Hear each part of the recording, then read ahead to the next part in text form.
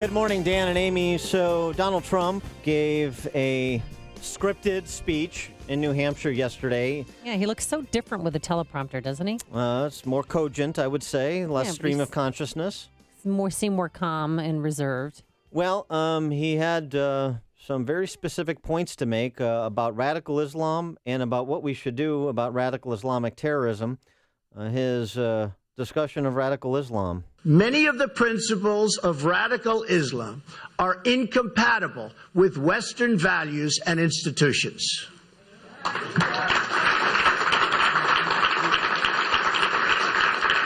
Remember this, radical Islam is anti-woman, anti-gay, and anti-American.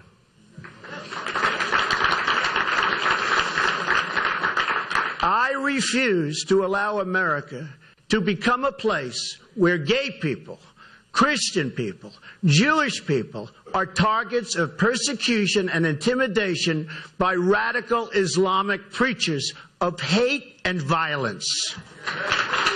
So what do we got to do? We got to control our borders. We want to remain a free and open society. Then, and if we do, then we have to control our borders. We have to control, and we have to control them now, not later, right now. And also, he suggested a temporary ban on people coming from certain parts of certain countries. Kind of a reiteration of past statements. Well, right now, not later, right now. Right now? Now as in now? We're pleased to be joined by Stacey Dash, and I'm so happy to have Stacey Dash on the show. You know why, Amy? Because you wore your nicest outfit for her today. Well, no, because, not a lot of people know what it's like to bear the burden of being good-looking and conservative like I do. But Stacey Dash is one of those people, and we're happy to be joined by her now. Stacey, run. Fox News contributor. You can see her on Outnumbered with Harris Faulkner all the time in the afternoons on Fox, and she's got a new book out. There Goes My Social Life, From Clueless to Conservative. Stacey Dash, thanks so much for joining us. Appreciate it. Thank you for having me. So you said that if Trump were president right now, there would be a response to Orlando in no uncertain terms. What did you mean? Well, what I meant was it probably would not have happened in the first place because people would have been able to carry guns. So thereby there would have been good guys in that club with guns, and maybe they would have been able to take this guy out before he killed so many innocent people. But it was up to the club's discretion whether or not to allow concealed carry, and they decided not to. I'm sorry, can you say that again? It was up to the club to decide whether or not people can bring weapons in that club, and they decided not to. Yeah, well, I bet they're regretting that now. Yeah, they probably are. Had there been somebody in there who could have protected them, who was a good guy on their side, they could have taken this guy out and at least stopped him from killing so many people. We'll never know. We'll never know. Your personal story, you're not necessarily someone who is a fortunate daughter. You grew up in the South Bronx and tough neighborhood. And how did that kind of inform what you thought about some of these policy issues we're discussing today, like the right to protect yourself? Maybe what you thought once upon a time versus what you think today?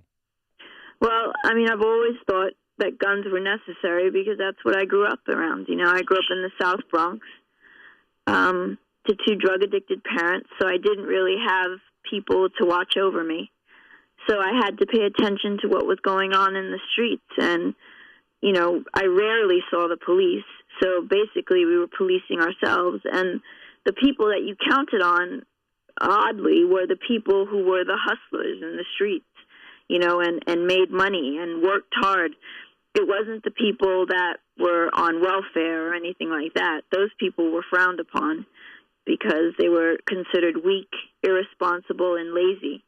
So they were just lamb for the slaughter. The other guys had their guns, and they wanted to keep their guns, and made their money, and you better believe they wanted to keep their money. You better not try to take a dime of it, which I talk about in my book. And those are two very conservative principles. And that's when I realized that I'd always been conservative. I just didn't realize it. How did you get out? I grew up with the code of the streets, and the code of the streets is they're very conservative codes. How did you go from the South Bronx to Hollywood, yeah.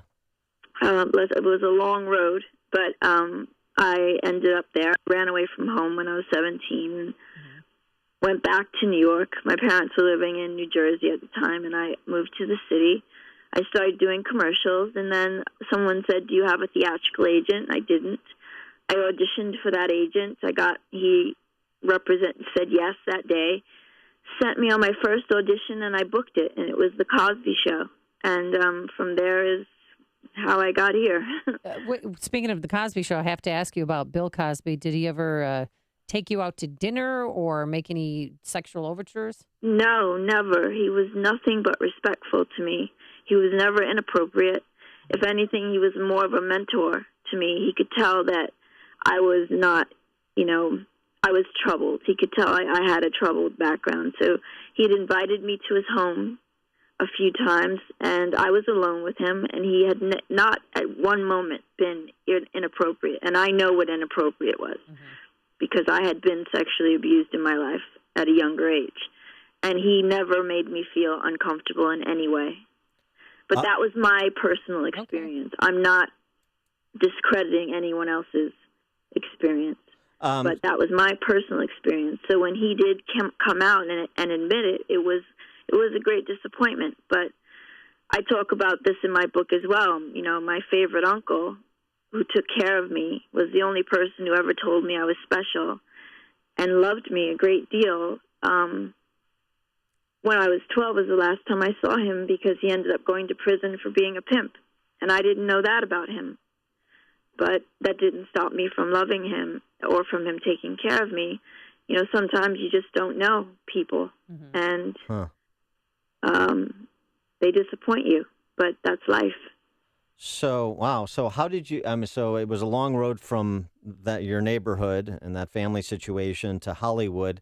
And then from Hollywood to Fox News Channel. What was that road like? Well, that was, I didn't see that coming. That just happened because of my tweet. And the next thing I knew, I was meeting Roger Ailes. And the next thing I knew, I was a Fox News contributor. And what did you tweet? What tweet was that? Yeah. That tweet was, "Vote for Romney, the only hope for your future."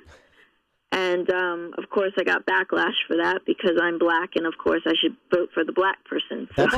That's hate speech. I should vote based on the color of one's skin instead of on the content of their character. Well, how do you think the Democratic leadership, say even in the South Bronx, has let down people who are living there? I think how has the president let them down? Yeah, or, anybody even in the Bronx. Definitely, because he hasn't done one thing that he said he would do. He hasn't made sure that they're being educated properly. He hasn't made sure that they're well informed. He hasn't made sure that they have opportunities to get good jobs, or given them the tools for those opportunities to get good jobs. All he does is talk. If he does that, when he does talk, it's about when something tragic happens, like Trayvon Martin, and he'll say a comment that is racial to divide us racially. He'll say, well, if I had a son that, was of age, he'd have to be afraid of walking down the street because he's black, which is an absurd thing to say. Cops would kill him just because he's black, which when you're the president of the United States, how do you say that about the men and women who risk their lives every day to keep us safe? But by the way, did you catch that? She's still got a little of that South Bronx accent, right? Talk. I like it. Yeah. It comes out. Yeah, exactly. So well spoken, but then you catch just a little bit of that. Now, So which has been more problematic to overcome in Hollywood, the remnants of your South Bronx accent or being a conservative? Being a conservative has been more difficult. I've been ostracized, and I've been told to keep my mouth shut or I'll never work again, but I won't be scared into submission. And I'm never going to stop standing up for what I believe in. Like who's told you? Like Steven Spielberg told you that, or who's told you that? My agents. Oh, really? And then they dropped me when I wouldn't keep my mouth shut. Wow. They dropped me because of my politics.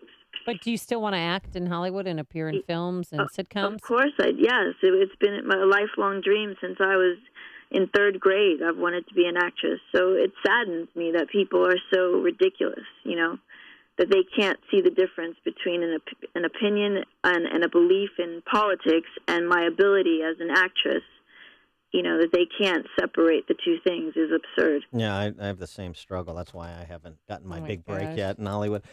So, Stacey Dash, the book is There Goes My Social Life, From Clueless to Conservative.